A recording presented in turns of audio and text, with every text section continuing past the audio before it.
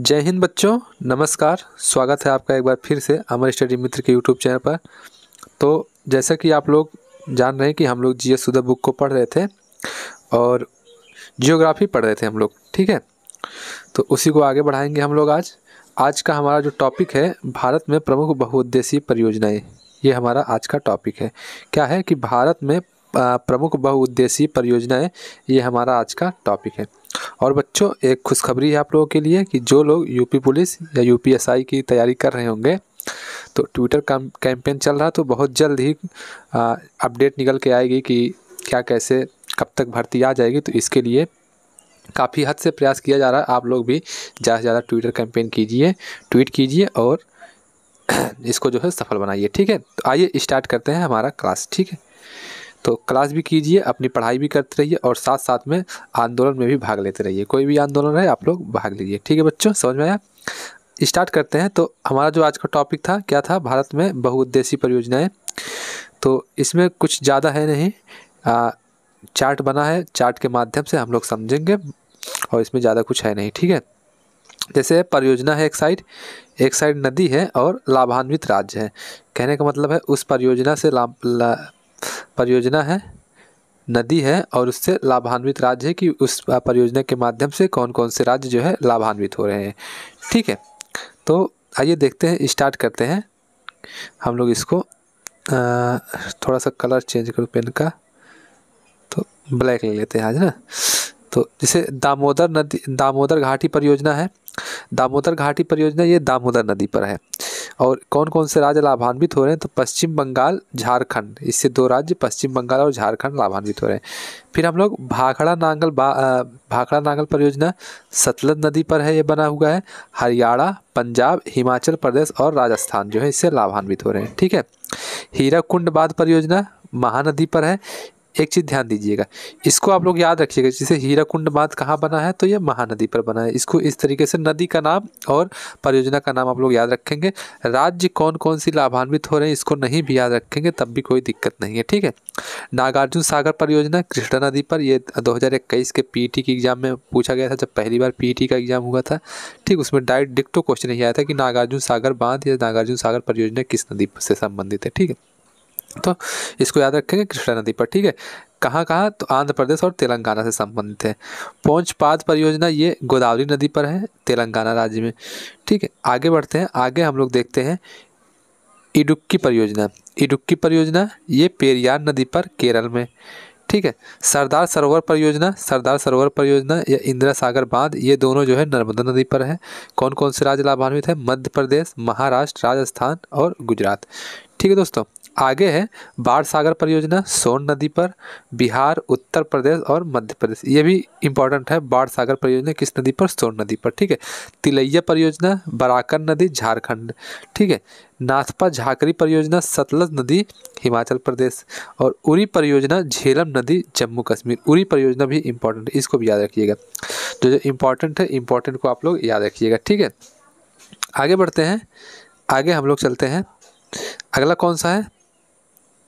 अगला है कि बगलिहार परियोजना कौन सी नदी है? चेनाब नदी, जम्मू कश्मीर, ये भी इंपॉर्टेंट है, ठीक है बच्चों। जैसे जो इंपॉर्टेंट है, जो चीज़ें पूछी जाती हैं उसको आप लोग ज़्यादा ध्यान दीजिए उस पर, उसको आप लोग नोट डाउन करते चलिए। वैसे भी मैं बताया था कि ये रिवीजन क्लास है, तो आप लोग अपना बुक भी लेकर साथ में बैठिए और अपने बुक को जो है हाईलाइट कीजिए। जितना आप लोग अपनी बुक को रंगेंगे उतना आप लोगों को याद होगा, ठीक है। चंबल परियोजना है, चंबल परियोजना चंबल नदी पर। देखिए कुछ परियोजनाएं ऐसे एकदम सेम टू सेम नदी का नाम है, उसी परियोजना है, तो उसको आप लोग समझ जाएंगे। लेकिन कुछ ऐसी है जो थोड़ा सा अलग तरीके से है, तो उसको आप लोग एकदम याद करिए। ये कहाँ कहाँ लाभान्वित है? मध्य प्रदेश और राजस्थान, ठीक है। तुलबुल परियोजना ये भी काफ़ी इंपॉर्टेंट है, ये झेलम नदी पर है, जम्मू कश्मीर राज्य में। आलमट्टी बांध परियोजना ये कृष्णा नदी पर है और आंध्र प्रदेश, कर्नाटक और महाराष्ट्र लाभान्वित राज्य हैं, ठीक है। रिहंद परियोजना इंपॉर्टेंट है, रिहंद नदी पर, उत्तर प्रदेश में है। किशन गंगा परियोजना ये भी इंपॉर्टेंट है, किशन गंगा नदी पर, जम्मू कश्मीर में। और केन बेतवा लिंक परियोजना ये भी इंपॉर्टेंट है, केन बेतवा नदी पर, उत्तर प्रदेश और मध्य प्रदेश लाभान्वित है। ठीक है। आगे चलते हैं। तो गांधी सागर बांध चंबल नदी पर मध्य प्रदेश, टिहरी बांध परियोजना ये भी इंपॉर्टेंट है भागीरथी नदी पर उत्तराखंड में। कहाँ पर है टिहरी बांध? तो ये भागीरथी नदी पर है उत्तराखंड में। ठीक है, इतना समझ में आया। श्री सैलम परियोजना ये कृष्णा नदी पर है आंध्र प्रदेश तेलंगाना। मेट्टूर परियोजना कावेरी नदी तमिलनाडु में। ठीक है, शरावती परियोजना शरावती नदी कर्नाटक गोवा तमिलनाडु, ये इन राज्यों से संबंधित है। ठीक है, इंपॉर्टेंट है शरावती नदी और श्री सैलम, ये दोनों इंपॉर्टेंट है। ठीक है, फिर हम लोग बात करेंगे श्री समुद्रम परियोजना ये कावेरी नदी पर है कर्नाटक में। ठीक, हिडकल परियोजना घाट प्रभा नदी पर, ये भी कर्नाटक में। और काकरापार परियोजना ये ताप्ती नदी पर, ये कहाँ है? गुजरात में। ठीक है, रणजीत सागर बांध है रावी नदी पर, ये कहाँ पर है? पंजाब में है। ठीक है, आगे बढ़ते हैं, आगे देखते हैं। आगे दिया गया है कि दुलहस्ती परियोजना, ये भी इंपॉर्टेंट है, दुलहस्ती को भी आप लोग याद रखिएगा। ठीक है बच्चों, दुलहस्ती परियोजना जो है ये चेनाब नदी पर है और कहाँ पर है? जम्मू कश्मीर में। माटा तीला बांध इंपॉर्टेंट है बेतवा नदी पर, उत्तर प्रदेश और मध्य प्रदेश संबंधित है। ठीक है, तुंगभद्रा नदी तुंगभद्रा परियोजना पेन्नार और तुंगभद्रा नदी पर है, आंध्र प्रदेश और कर्नाटक संबंधित है। ठीक है, उकाई परियोजना जो है ये ताप्ती नदी पर है, इससे संबंधित राज्य जो है, इससे लाभान्वित राज्य जो है वो गुजरात है। ठीक है बच्चों, इतना समझ में आया होगा आप लोगों को। ठीक है, अब हम लोग आगे बढ़ते हैं। आगे है दामोदर घाटी परियोजना करके है, इसमें थोड़ा सा अच्छे से दिया गया है दामोदर घाटी परियोजना के बारे में, तो इसको देखते हैं। तो यहाँ क्या दिया गया? यह स्वतंत्र भारत की पहली यानी कि 1948 में बहुउद्देशीय परियोजना है। बहुउद्देशीय परियोजना का मतलब होता है इसके कई उद्देश्य होते हैं, मल्टीपर्पज़। ठीक है, तो ये कब स्टार्ट हुआ था? तो 1948 में हुआ था, जिसमें दामोदर और उसकी सहायक नदियों जैसे बराकर कोनार बोकारो पर बांध बनाए गए थे। ठीक है, यह संयुक्त राज्य अमेरिका के टेनेसी नदी घाटी परियोजना पर आधारित है। इस परियोजना का विस्तार झारखंड व पश्चिम बंगाल राज्य में है। प्रमुख बांध कौन कौन सा? तिलैया बांध है, मैथान बांध है, कोनार बांध है, पंचेत और हिल स्प्रिंग प्रमुख बांध है।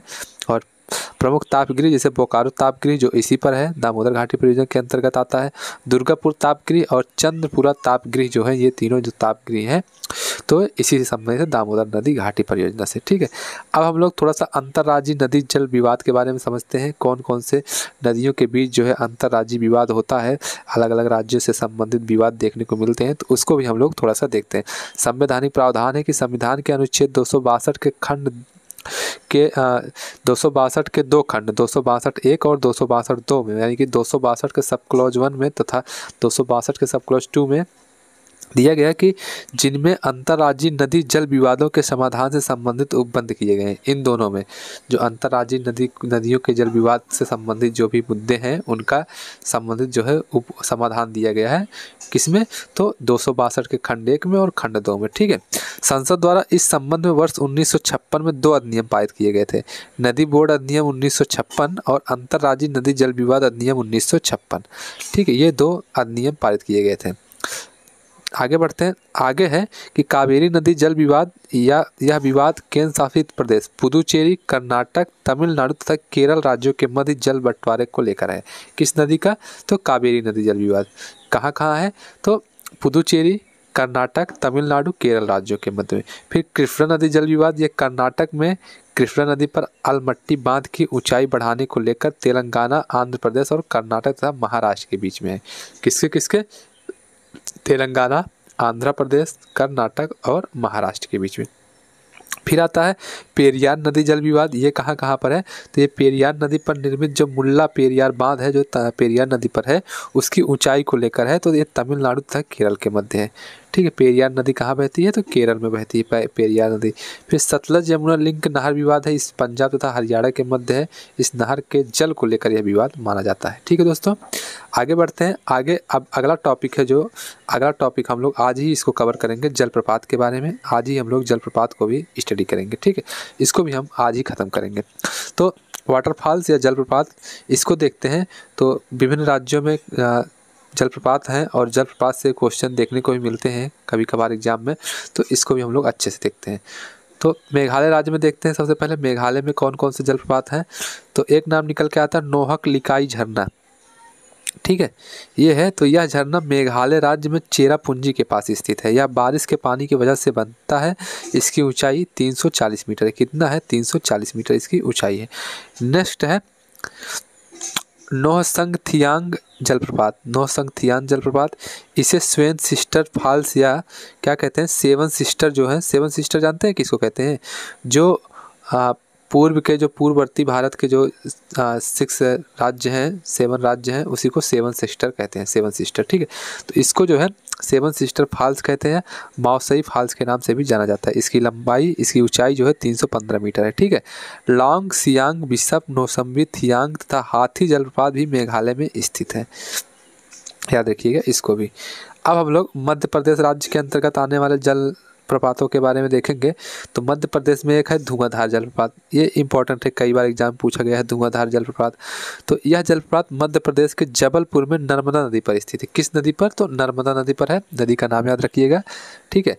इसकी ऊंचाई लगभग 10 मीटर है। फिर आता है कपिल धारा जलप्रपात। कपिल धारा जलप्रपात, यह जलप्रपात भी नर्मदा नदी पर है, इसकी ऊंचाई 33 मीटर है। चचाई जलप्रपात बीहड़ नदी पर है। दुग्ध धारा जलप्रपात नर्मदा नदी पर है। सहस्त्र धारा जलप्रपात नर्मदा नदी पर है। पाताल पानी जलप्रपात चोरोल नदी पर है, जो कि मध्य प्रदेश में स्थित है। देखिए सबसे ज़्यादा इंपॉर्टेंट यही है, धुआंधार जलप्रपात मध्य प्रदेश का और कपिल धारा जलप्रपात, ठीक है, इसको याद रखिएगा। ये जो है इसमें से पाताल पानी जलप्रपात, इसको याद रख लीजिएगा, ठीक है। नेक्स्ट बढ़ते हैं। नेक्स्ट हम लोग देखेंगे कर्नाटक राज्य के अंतर्गत। कर्नाटक राज्य के अंतर्गत कौन कौन से जो हैं आते हैं, तो उसको देखते हैं जलप्रपात। तो कुचिकल जलप्रपात, ये भी इम्पोर्टेंट है। कुचिकल जलप्रपात ये भारत का सबसे ऊंचा जलप्रपात है। क्या है? सबसे ऊंचा जलप्रपात है। इसकी ऊंचाई 455 मीटर है। यह वाराही नदी पर है। किस पर है? तो वाराही नदी पर यह स्थित है। शिव समुद्रम जलप्रपात, ये भी इम्पोर्टेंट है कर्नाटक राज्य का, शिव समुद्रम। तो यह जलप्रपात कावेरी नदी पर स्थित है। इस पर स्थित जल विद्युत गृह hydraulic power station, hydro electric power station Asia का प्रथम जल विद्युत गृह है, जिसकी स्थापना 1902 में हुई थी। इस जलप्रपात की ऊंचाई 98 मीटर है। थोड़ा सा 2 दिन से तबीयत का इशू है, जुकाम बुखार खांसी यही सब हो रहा है, ठीक है। आगे बढ़ते हैं। अगला है जोग जलप्रपात। ये भी जोग जलप्रपात, ये भी काफ़ी इंपॉर्टेंट है। तो यह जलप्रपात शरावती नदी पर है। किस पर है? शरावती नदी पर बना। इसे जोरोस्पा प्रपात भी कहते हैं। इसे गरसोपा तथा महात्मा गांधी जलप्रपात के भी नाम से जाना जाता है, ठीक है, इसको याद रखिएगा। जोग जलप्रपात काफ़ी ज़्यादा इंपॉर्टेंट है। नेक्स्ट हम लोग बात करते हैं राजस्थान, ठीक है बच्चों। राजस्थान राज्य में कौन कौन से जलप्रपात पड़ते हैं, तो इसको याद देखेंगे। तो चूलिया जलप्रपात सबसे पहले आता है, एक नाम निकल के, चूलिया जलप्रपात। तो यह राजस्थान में कोटा में चंबल नदी पर है। कहाँ? किस नदी पर? तो चंबल नदी पर है, कोटा में। इस जलप्रपात की ऊंचाई जो है ये 18 मीटर है। कितना मीटर है? 18 मीटर, याद रखिएगा। नेक्स्ट है भीमतल जलप्रपात। कौन सा? भीमतल जलप्रपात। यह जलप्रपात बूंदी और चित्तौड़गढ़ के बीच मांगली नदी पर स्थित है। किस नदी पर? मांगली नदी पर। भीमतल ज़्यादा इंपॉर्टेंट नहीं है राजस्थान राज्य में, तो चूलिया जलप्रपात, इसको याद रखिएगा, ठीक है बच्चों। आई होप आप लोगों को समझ में आ रहा है जो हम बता रहे हैं, ठीक है। अगर कोई चीज़ दिक्कत हो, कोई चीज़ समझ में ना आए, तो उसको आप लोग कमेंट करके आप लोग बता सकते हैं, ठीक है, कि सर ये चीज़ नहीं समझ में आ रहा है, इसको आप थोड़ा सा अच्छे से समझा दीजिए, ठीक है। फिर उसको हम लोग अच्छे से डिस्कस करेंगे। फिर हम लोग महाराष्ट्र राज्य के देखेंगे। महाराष्ट्र राज्य में कौन कौन से जलप्रपात हैं, तो एक आता अम्बोली झरना। अम्बोली झरना, यह झरना हिरण्यकेशी नदी पर स्थित है। इतना ही याद रखिएगा, हिरण्यकेशी नदी पर स्थित है। महाराष्ट्र में ज़्यादा कुछ है नहीं। झारखंड को देखते हैं। झारखंड राज्य में हुंडरू जलप्रपात। हुंडरू जलप्रपात काफ़ी इंपॉर्टेंट है, कई बार एग्जाम में पूछा गया है, इंपॉर्टेंट है, इसको मार्क कर लीजिएगा। यह स्वर्ण रेखा नदी पर स्थित है। किस नदी पर? स्वर्ण रेखा नदी पर बनता है। यह रांची जिले में स्थित है। रजरप्पा जलप्रपात, यह जलप्रपात रामगढ़ झारखंड में स्थित है। यह जलप्रपात दामोदर व भेड़ा नदी के संगम पर बनता है। राजरप्पा ज़्यादा इंपॉर्टेंट नहीं है। यहाँ हुंडरू जलप्रपात, आप लोग इसको ज़्यादा ध्यान रखिएगा। हुंडरू जलप्रपात काफ़ी इंपॉर्टेंट है, ठीक है। नेक्स्ट है उड़ीसा राज्य। उड़ीसा राज्य के अंतर्गत कौन कौन से जलप्रपात पड़ते हैं, तो बरेही पानी जलप्रपात। यह उड़ीसा के मयूरभंज जिले में सिमलीपाल राष्ट्रीय उद्यान में अवस्थित है। किस राष्ट्रीय उद्यान में? सिमलीपाल। तो इसको भी याद रखिएगा, सिमलीपाल राष्ट्रीय उद्यान कहाँ है? उड़ीसा में है, ठीक है। और उसी सिमलीपाल राष्ट्रीय उद्यान में एक जलप्रपात है बरेही पानी जलप्रपात, वहाँ पर स्थित है, ठीक। यह बुद्धबलंगा नदी के प्रवाह मार्ग में आता है। यह 399 मीटर ऊंचा से गिरता है, यानी कि 399 मीटर इसकी ऊंचाई है जलप्रपात का, ठीक है। फिर दुदुमा जलप्रपात, दुदुमा जलप्रपात है। यह उड़ीसा राज्य के कोरापुट जिले में स्थित है। यह मचकुंड नदी पर है, ज़्यादा इंपॉर्टेंट नहीं है, फिर भी देख लीजिएगा, मचकुंड नदी। ठीक है, आगे बढ़ते हैं। आगे केरल राज्य के बारे में बात करते हैं। केरल राज्य में कौन कौन से जलप्रपात हैं? तो केरल राज्य में एक है पाल रूबी जलप्रपात। पाल रूबी जलप्रपात के बारे में देखेंगे। यह केरल राज्य के कोल्लम जिले में कल्लड़ा नदी पर है। किस नदी पर? कल्लड़ा नदी पर आता है। ठीक है, इसकी ऊंचाई 91 मीटर है। पाल रूबी शब्द का शाब्दिक अर्थ है दूध की धारा। इसका शाब्दिक अर्थ क्या है? दूध की धारा इसका शाब्दिक अर्थ होता है। ठीक है फ्रेंड्स, इतना समझ में आया। अब हम लोग तमिलनाडु के बारे में बात करेंगे। तमिलनाडु राज्य में कौन सा जलप्रपात है? तो पाईकारा जलप्रपात तमिलनाडु में है। यह पाईकारा नदी पर बनता है और यह तमिलनाडु का विकास पाईकारा जल संयंत्र पर निर्भर है। ठीक है फ्रेंड्स, इतना आप लोग को समझ गया बच्चों। ठीक है, इतना समझ में आ गया बच्चों। आगे हम लोग पढ़ लेते हैं, आज ही इसको भी क्लियर कर देते हैं। भारत की प्रमुख झीलों के बारे में हम लोग इसको भी डिस्कस कर लेते हैं। ठीक है, ठीक, इसको भी डिस्कस कर लेते हैं। तो चिल्का झील भारत की सबसे बड़ी लैगून एवं खारे पानी की झील है। इसको याद रखिएगा, सबसे बड़ी लैगून एवं खारे पानी की झील कौन सी है? तो ये चिल्का झील है। ठीक है, जो ओडिशा पर स्थित है। कहाँ स्थित है? ओडिशा पर स्थित है। ठीक है, यहाँ पर भारतीय नौसेना का प्रशिक्षण केंद्र भी स्थित है। भारत में सबसे अधिक खारे पानी की झील सांभर झील राजस्थान में है। ठीक, सबसे अधिक खारा पानी। ठीक है, सबसे अधिक खारे पानी की झील जो है सांभर झील है, जो कि कहाँ पर है? राजस्थान में लोकेटेड है। नेक्स्ट है, भारत में सबसे बड़ी मीठे पानी की झील जो है ये बुलर झील है। ये कहाँ पर है? जम्मू कश्मीर में है। झेलम नदी इसके पानी का मुख्य स्रोत है। ठीक है, आगे देखते हैं बच्चों। आगे है भारत की सबसे बड़ी कृत्रिम झील जो है कृत्रिम, तो ये है गोविंद बल्लभ पंत सागर। ये कहाँ पर है?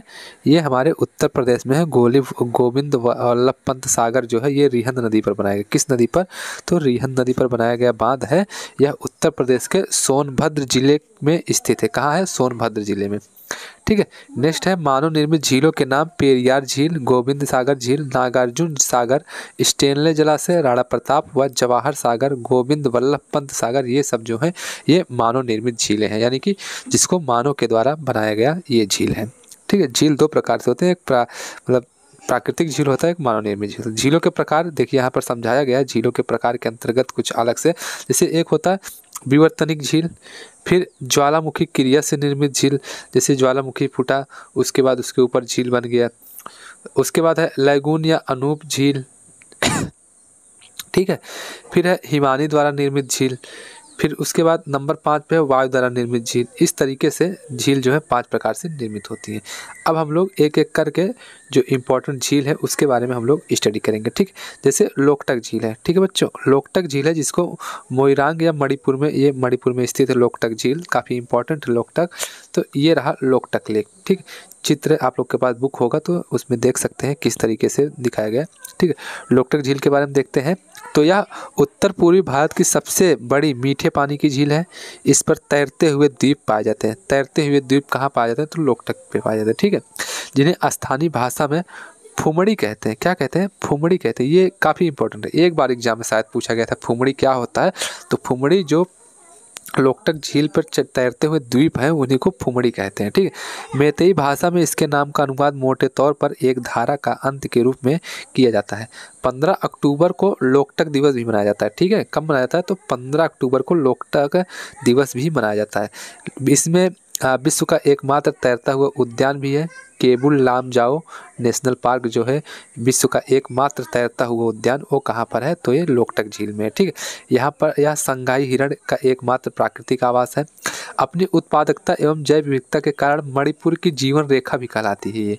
ठीक है, मणिपुर की जीवन रेखा भी कहलाती है। यह रामसर आदि सूची में जो है मैंट्रस रिकॉर्ड के अंतर्गत शामिल भी है। ठीक है, रूपकुंड झील के बारे में देखेंगे। रूपकुंड कौन सा? तो रूपकुंड झील के बारे में इसमें देखते हैं क्या क्या दिया गया। भारत के उत्तराखंड राज्य में एक हिमानीकृत झील है। इस झील को 1942 ईस्वी में H.K. माधवन नामक एक रेंजर ने खोजा था। ठीक है, यह झील यहाँ पर मिलने वाले नरकंकालों के कारण चर्चा का विषय बनी, इसलिए इसे रहस्यमयी झील के नाम से भी जाना जाता है। किसके नाम से जाना जाता है? रहस्यमयी झील के नाम से, क्योंकि यहाँ पर कुछ नरकंकालों को देखा गया था। ठीक है, जिसके कारण इसको रहस्यमयी झील कहा जाता है। ठीक, अब हम लोग एक एक करके झील को देख लेंगे और किस राज्य में लोकेटेड है उसके राज्य को देख लेंगे, क्योंकि ऐसे ही क्वेश्चन बनते हैं।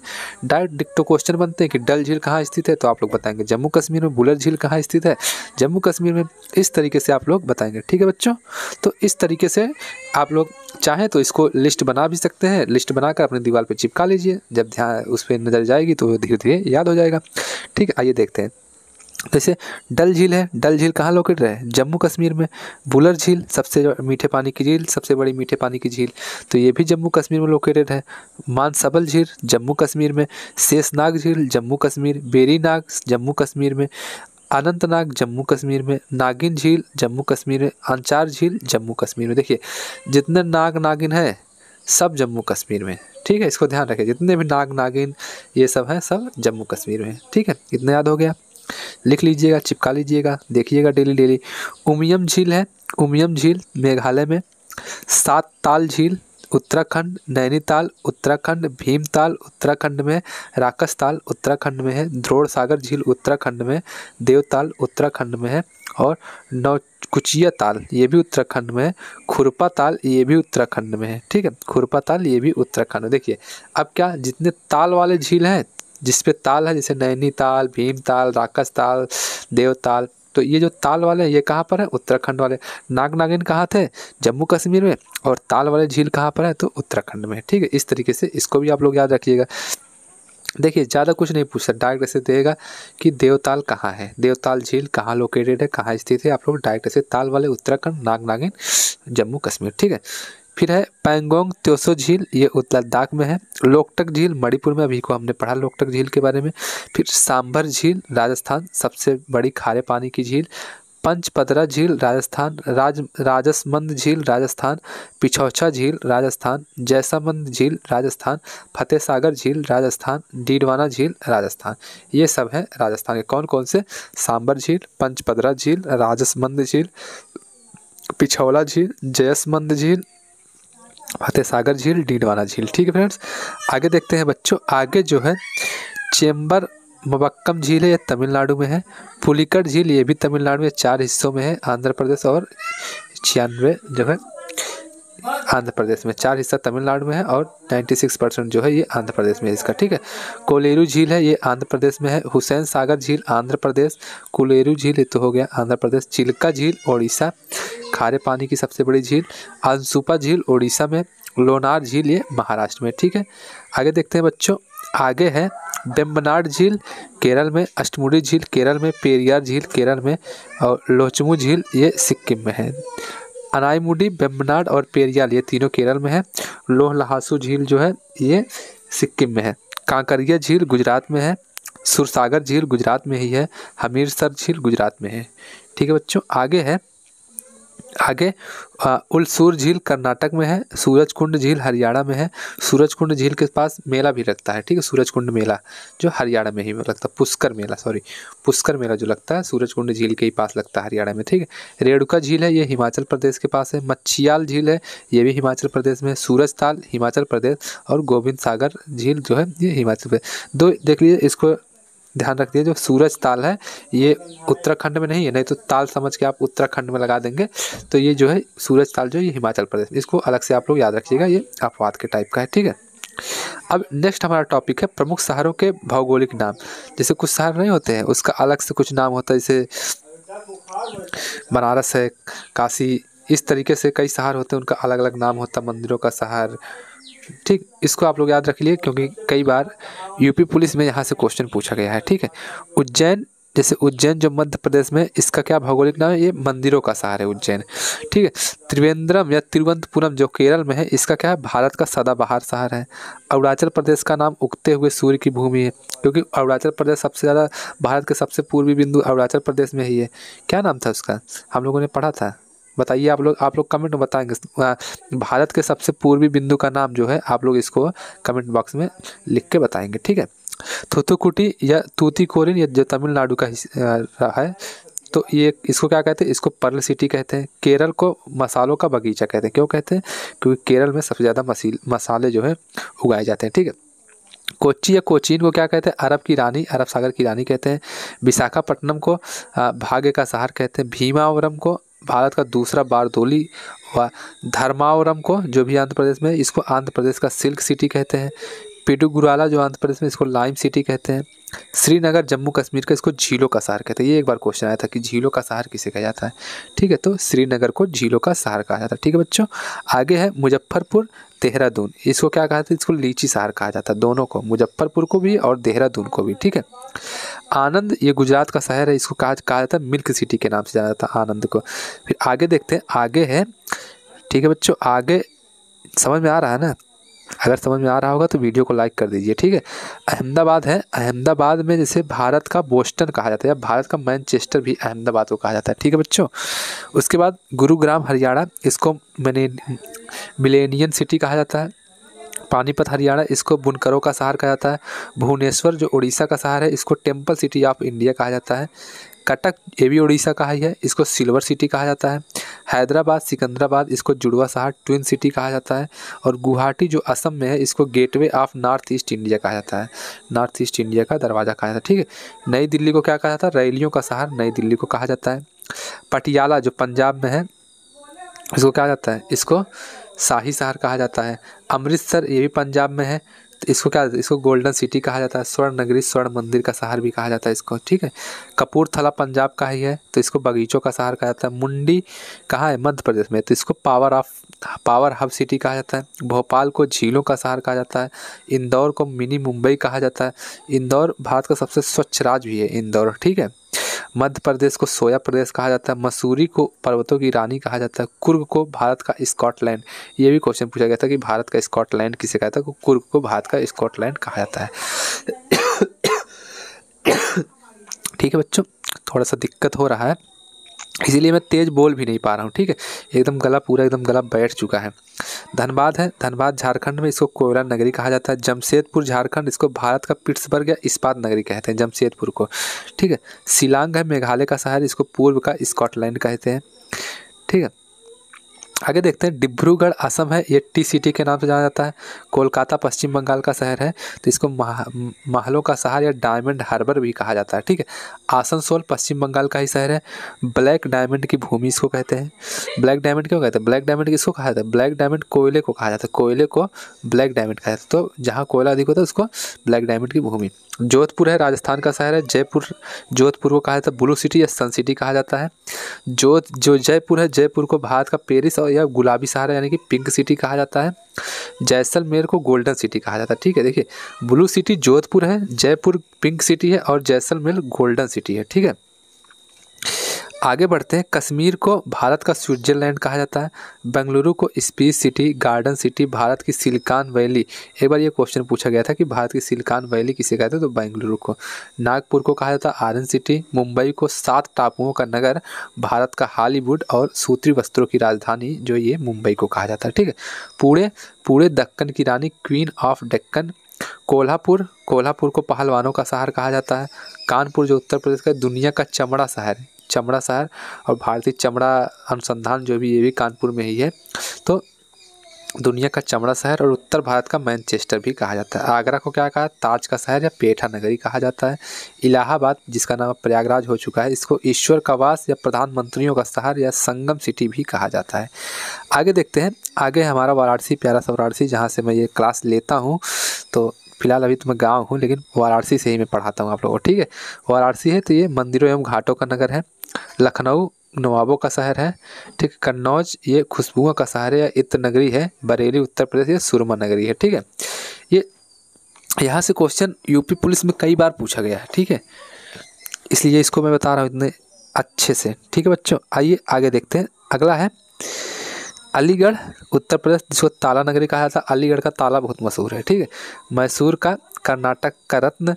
पीथमपुर जो है ये भारत का डेट्रॉयट कहा जाता है। मदुरई को जो तमिलनाडु शहर, त्योहारों का नगर कहा जाता है। मेघालय को मेघों का घर। पंजाब को 5 नदियों की भूमि, 5 नदियों की भूमि को पंजाब कहा जाता है। गाजीपुर उत्तर प्रदेश का शहर है, तो इसको काशी की बहन भी कहते हैं। ठीक है, गाजीपुर में सबसे बड़ा अफीम की फैक्ट्री है गाजीपुर में। ठीक, आगे चलते हैं। आगे है भारत में कृषि एवं पशुपालन। ठीक है, भारत में कृषि एवं पशुपालन। आज का वीडियो हो गया है काफ़ी आधा घंटा हम लोगों ने लेक्चर ले लिया है, आधा घंटा हम लोगों ने पढ़ लिया है। तो ठीक है, कल हम लोग पढ़ेंगे भारत में कृषि एवं पशुपालन के बारे में। अगर आप लोगों को वीडियो अच्छी लगी हो तो वीडियो को लाइक कर दीजिएगा, शेयर कीजिएगा अपने दोस्तों के पास, और चैनल पर नए आए हो तो चैनल को सब्सक्राइब जरूर कीजिएगा। ठीक है, इसी तरीके से प्यार और सपोर्ट बनाए रखिएगा, और कोई सजेशन रहे तो उसको आप कमेंट बॉक्स में कर सकते हैं। ठीक है दोस्तों, मिलेंगे कल, तब तक के लिए बाय बाय, टेक केयर।